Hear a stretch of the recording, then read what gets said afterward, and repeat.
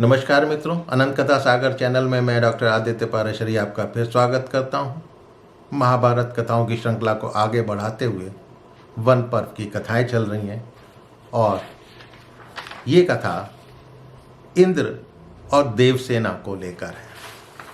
तो जैसा कि पिछले एपिसोड में मैंने आपको बताया था कि प्रजापति दक्ष की पुत्री स्वाहा वो अग्निदेव को चाहती थी और अग्निदेव जो है सप्त ऋषियों की पत्नियों पर मोहित हो चुके थे। तो स्वाहा ने सोचा क्यों ना मैं सप्त ऋषियों की पत्नी का रूप धारण कर अग्निदेव के साथ समागम करूं, मैं भी सुखी रहूंगी और वो भी सुखी हो जाएंगे। तो आगे वो क्या करते हैं कि अब सबसे पहले जो है स्वाहा वो अंगिरा की पत्नी का रूप धारण करके अग्नि देव के पास जाकर बोलती है कि मैं काम वेदना से संतप्त हूँ, मुझे अपने हृदय में स्थान दो, नहीं तो मैं प्राण त्याग दूंगी। मैं शिवा हूँ और दूसरी ऋषि पत्नियों से सलाह करने के बाद ही मैं तुम्हारे पास आई हूँ। तो अग्निदेव ने प्रसन्न होकर शिवा को हृदय से लगाया और शिवा के रूप में स्वाहा ने अग्निदेव से प्रेम पूर्वक समागम कर उनके वीर्य को अपने हाथ में ले लिया। फिर कुछ सोचकर उसने अग्निदेव को कहा कि लोग मेरे इस रूप को देखेंगे तो ब्राह्मण पत्नियों पर झूठा दोष लगाएंगे। मैं गरुड़ी पक्षी का रूप धारण कर यहाँ से निकल जाती हूँ।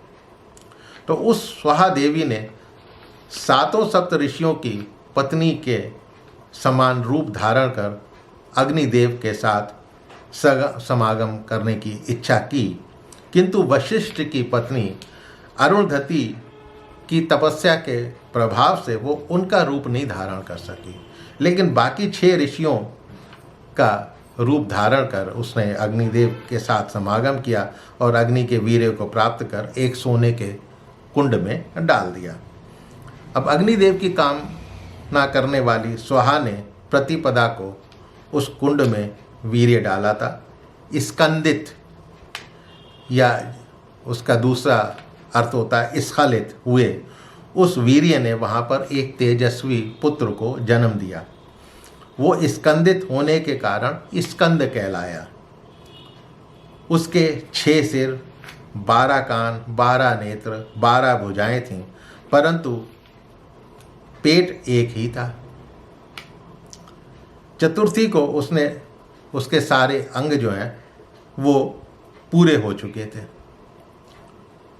बाकी सब तो कई अंग थे, लेकिन उसका कंठ और पेट एक ही था।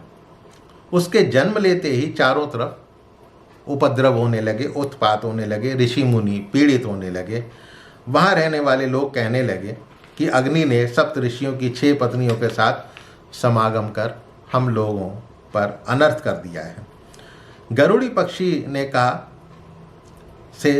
पक्षी से उन लोगों ने कहा ये सब तेरा ही किया धरा है। जिन्होंने स्वाहा देवी को गरुड़ी के रूप में जाते देखा था वो लोग ये नहीं जानते थे कि ये सारा कार्य जो है स्वाहा ने किया है। गरुड़ी ने लोगों की बातें सुनकर कहा ये मेरा पुत्र है और धीरे से स्कंद के पास भी जाकर उसने ये कहा कि मैं ही तेरी माता हूँ। उधर सप्त ऋषियों ने जब ये सुना तो अरुंधति के अलावा बाकी 6 पत्नियों को ऋषियों ने त्याग दिया। स्वाहा ने उन मुनियों को बहुत समझाने की कोशिश करी ये मेरा ही पुत्र है, लेकिन मुनियों ने विश्वास नहीं किया। उधर विश्वामित्र भी काम पीड़ित होकर अग्नि के पीछे गुप्त रूप से चल दिए थे। जब अग्नि जो है काम पीड़ित थे तो विश्वामित्र भी उनके पीछे पीछे गुप्त रूप से जा रहे थे। उनको ये सारी बातें पता थी, सारी घटनाएं पता थी। विश्वामित्र कार्तिकेय की शरण में गए, स्कंद को ही कार्तिकेय बोलते हैं, और कुमार के सारे जातक कर्म उन्होंने संपन्न किए। सभी कार्यों को विश्वामित्र ने लोकहित के लिए आवश्यक बताया। उन्होंने सब ऋषियों को वास्तविकता बताते हुए कहा कि आपकी पत्नियों का कोई अपराध नहीं है, लेकिन ऋषियों ने अपनी पत्नियों को जो है सर्वथा त्याग दिया, केवल वशिष्ठ के अलावा। स्कंद के जन्म और पराक्रम का समाचार सुनकर देवताओं ने इंद्र से कहा कि इसे मार डालिए, नहीं तो यही देवेंद्र बन जाएगा। तो इंद्र ने कहा कि मुझ में इसे मारने की सामर्थ्य नहीं है। तब देवताओं ने मातृकाओं को वहाँ पर भेजा। उन्होंने सोचा कि इसे पराजित करना असंभव है, तो वो शरण में जाकर बोली, तुम हमारे पुत्र हो जाओ। देखो हमारे स्तनों से दूध बह रहा है, इसे पीकर तुम हमें सम्मानित करो। तब स्कंद ने उनकी इच्छा पूरी करी और अपने पिता अग्निदेव को आते हुए देखा। अग्निदेव मातृकाओं के साथ उनकी खुद ही रक्षा करने लगे। मातृकाओं के क्रोध से उत्पन्न त्रिशूल हाथ में लिए एक नारी मूर्ति प्रकट होकर स्कंद की सब ओर से वहाँ रक्षा करने लगी। इंद्र को भी अपनी विजय पर संदेह होने लगा था। स्कंद कुपित हो उठे और देवताओं की सेना को उन्होंने जलाना शुरू कर दिया। तब इंद्र ने स्कंद की ही शरण ली और उनसे अभयदान प्राप्त किया।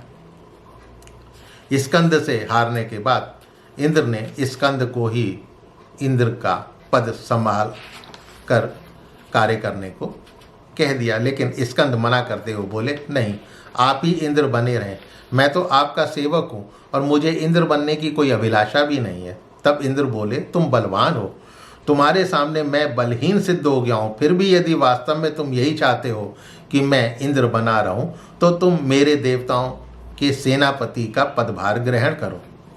तो स्कंद ने सेनापति बनना स्वीकार कर लिया। अब स्कंद को सेनापति के पद पर अभिषेक्त करने के बाद उन्हें देवसेना का स्मरण किया, उसकी याद आई जिसका केशी दानव से उद्धार किया था। वो स्कंद से बोले, तुम्हारे जन्म से पहले ही ब्रह्मा जी ने इस कन्या को तुम्हारी पत्नी के रूप में नियत किया था, तुम इसका विधिवत पाणी ग्रहण करो। इसके बाद स्कंद और देवसेना को बृहस्पति ने विधिवत पाणी ग्रहण करवाया। रुद्र ने अग्नि में प्रवेश कर शिशु को जन्म दिया था। रुद्र स्वरूप अग्नि से उत्पन्न होने के कारण स्कंद जो हैं वो रुद्र के ही पुत्र कहलाए। स्कंद का जन्म अग्नि से, स्वाहा से तथा 6 स्त्रियों से हुआ था, इसलिए रुद्र पुत्र कहलाते हैं। कार्तिकेय भी इन्हें ही कहा जाता है। इस प्रकार सब लोग जान गए कि देवसेना कार्तिकेय की पटरानी है। उसी को ब्राह्मण लोग षष्ठी, लक्ष्मी, आशा, सुखप्रदा, सिनी वाली, कुहू, सद्वृत्ति तथा अपराजिता भी कहते हैं। स्वाहा ने स्कंद से कहा कि तुम मेरे औरस पुत्र हो, मैं प्रजापति दक्ष की पुत्री स्वाहा हूँ।